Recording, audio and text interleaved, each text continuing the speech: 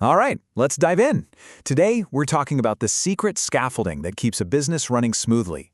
We're going to break down internal controls, all the systems that protect a company from the inside out. Let's get to it.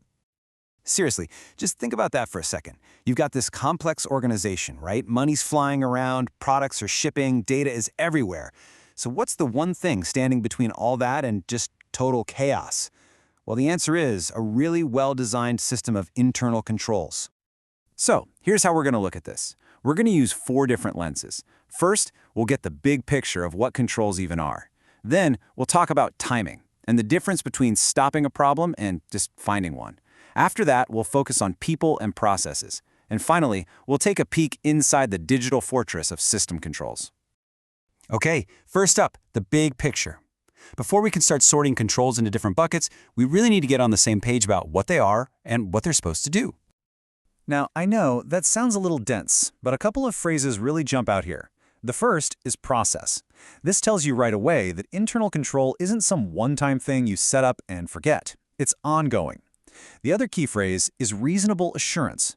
The goal isn't absolute, bulletproof perfection. It's about having solid confidence that the company is on the right track. And what track is that exactly? Well, it all boils down to these 3 things. First, operations. Are we doing things the smart way, without wasting time or money? Second, reporting.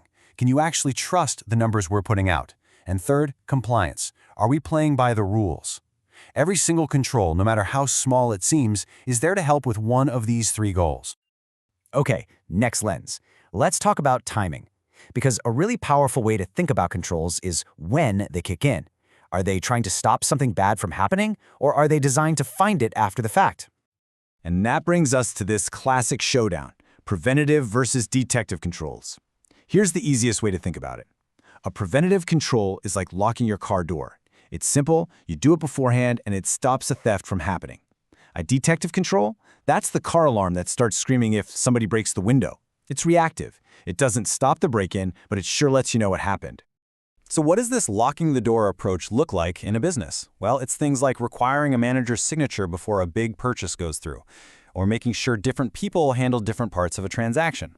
Even just training your employees properly is a huge preventative control, because a well-trained person is your best defense against mistakes. But look, no matter how many locks you have, stuff can still happen, right? That's where your car alarms, your detective controls come into play. These are your investigators. When someone reconciles a bank statement, they're hunting for weird transactions that already occurred. When a team counts all the boxes in a warehouse, they're looking for things that have gone missing. They find the problems that somehow slipped past your defenses. So, the big takeaway here is that it is absolutely not an either-or situation. You wouldn't just lock your car and skip the alarm, or vice versa. You need both. A really smart company layers them together to build a defense that is both strong and efficient. All right, now let's zoom in on one of the most powerful preventative controls in the entire playbook. This one is all about people, process, and ultimately protection. Segregation of duties. This one is a real heavyweight. You could call it the cornerstone of fraud prevention. The logic is so simple but so powerful. Never, ever let one person control a critical process from beginning to end.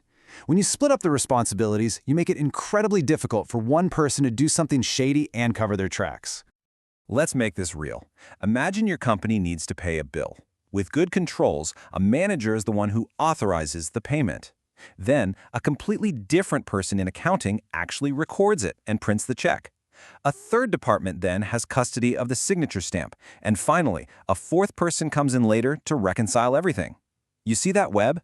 For fraud to happen, you'd need at least 2 or 3 of those people to team up. It's such a powerful safeguard.